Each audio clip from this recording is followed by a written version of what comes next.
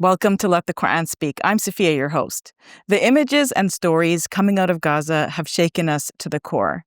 As we witness the starvation, the deaths, the endless injustice, many of us are asking, what does this moment demand of us? And what is our faith calling us towards? With me today is Dr. Shabir Ally. Dr. Shabir, welcome to Let the Quran Speak. Pleasure to be on. Let's talk about Gaza. It's on every person's mind right now as we see the scenes, Dr. Shabir, that we never imagined we would see before, of children literally dying, all sorts of people fainting. It's not just like a random story. It's pretty much everybody in Gaza right now is experiencing hunger and starvation. So I want to get your thoughts on what we should do in this moment. Yeah. First of all, just to capture what you have said and to register this so that everybody's on the same page with this, France 24 has reported that a French agency that has journalists around the globe, AFP. They are reporting that their journalists in Gaza are malnourished at the moment. Mm-hmm. So everybody is suffering from this. Doctors are too weak to perform their surgeries and to take care of the sick. So the doctors themselves are suffering from this lack of food. So the Canada has issued, as you know, a statement along with 25 other countries calling for an immediate ceasefire. And part of what they're saying is that it is the basic humanitarian right of the people of Gaza to have access to water and food. And it's interesting that they put water first, because normally I think food and water. But, it's telling that it's put in that way because often we think water is a secondary thing, but here they don't have access to good drinkable water. So that situation definitely has to change. How could it be that we have let it come to this extent that over 100 people have died? 80% of them are children, died from, apart from those who are being killed by bullets and bombs. And these are people who have died from starvation, from malnutrition and deprivation.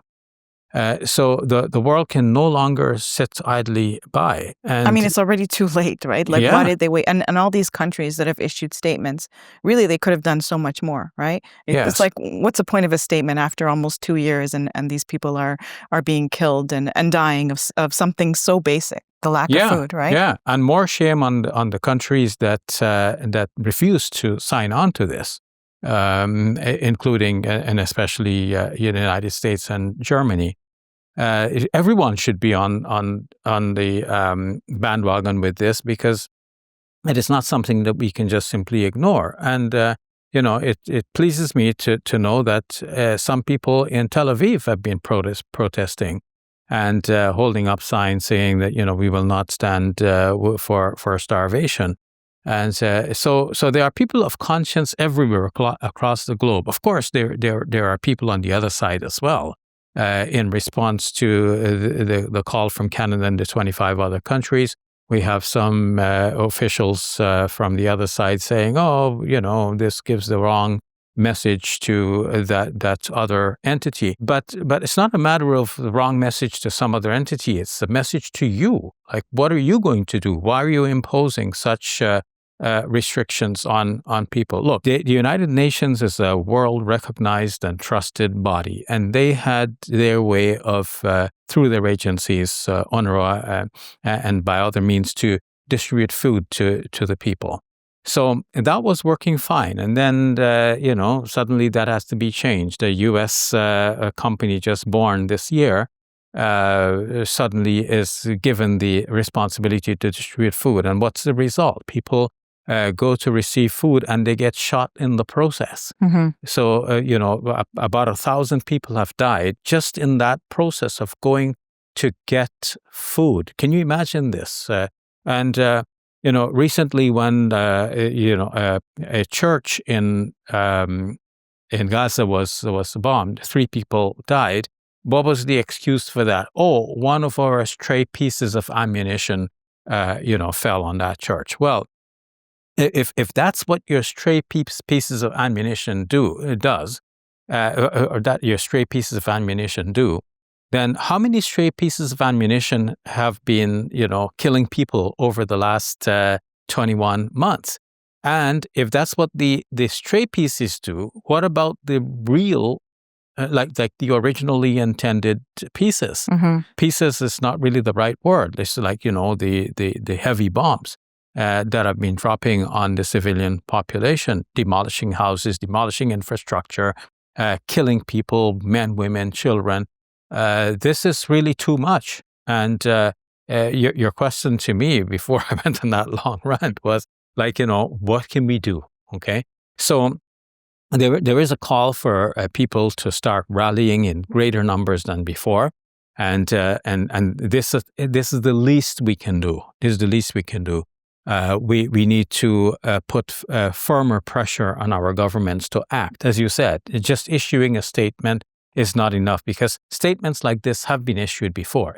It's come to a more severe level now. There are in the statements a more direct criticism of the country that is perpetrating this war. But still, talk is not enough. And Canada and these other countries have vowed to do more than just talk. Well, we want to see, like, what is the more and how soon. It has to be done quickly and efficiently. The war definitely has to come to an end. And we cannot have this continued starvation of the people. Humanitarian aid has to be reopened. Everyone has to abide by international law.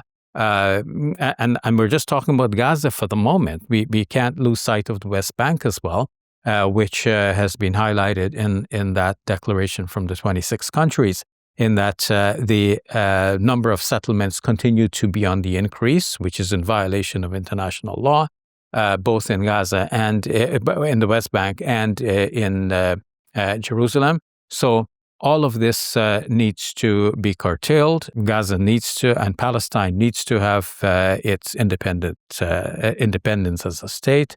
It has to remain as a holistic body. We cannot stand for the forced displacement of people. That too is against international law. So it is time that all of these international laws be enforced, rather than just simply be things that we talk about and write about. I don't know what to say about Dr. Shabir, because our whole family is there, my husband's side of the family, and the stories that they tell us and the pictures that they share with us are just so devastating. It's like you don't even know what to do. Somebody sent me a message the other day saying, it feels like we're slowly dying, How do you respond to that? And they literally have no food, because they've run out of all the food that they had in their home. I really don't know how they're surviving. They tell me they just sleep all day. And the kids are crying, and it's such a difficult situation. I don't know how much longer they can survive, right?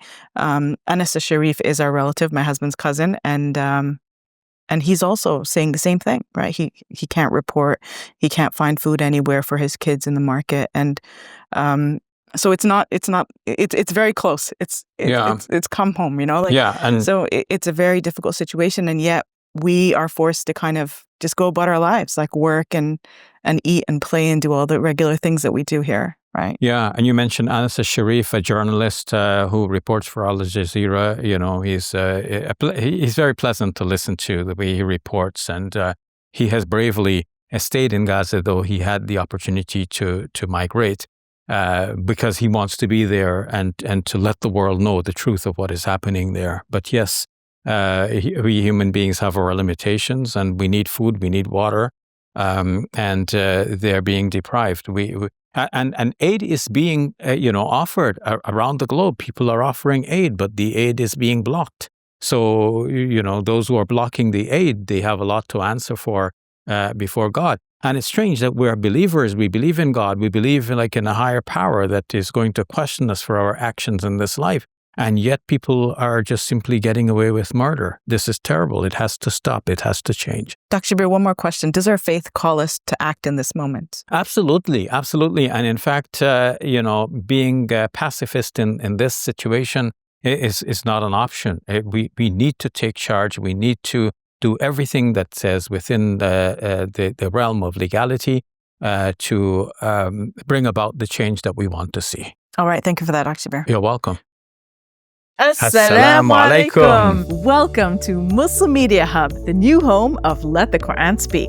Here we spread positivity and good. We help people experience the beauty of Islam and help them appreciate and understand Muslims. This beautiful building we purchased at cost $2.3 million. Yeah, we've already raised a third of that money, and with your help, inshallah, we can pay off the rest. So we're looking for people who can give $1,000 each. If you can be part of the select group, that's amazing. Otherwise, just please give whatever you can. Every dollar counts. It's our collective responsibility to share the message of Islam with our fellow human beings. Please help us continue this good work. It's a sadaqah jariyah, something that will continue to be a benefit to the Muslim community long after Safiyyah and I are gone. Please support our work at muslimmediahub.com. Your support is zakat eligible and tax deductible. May Allah bless you and your loved ones today and always. Assalamu alaikum. Assalamu alaikum.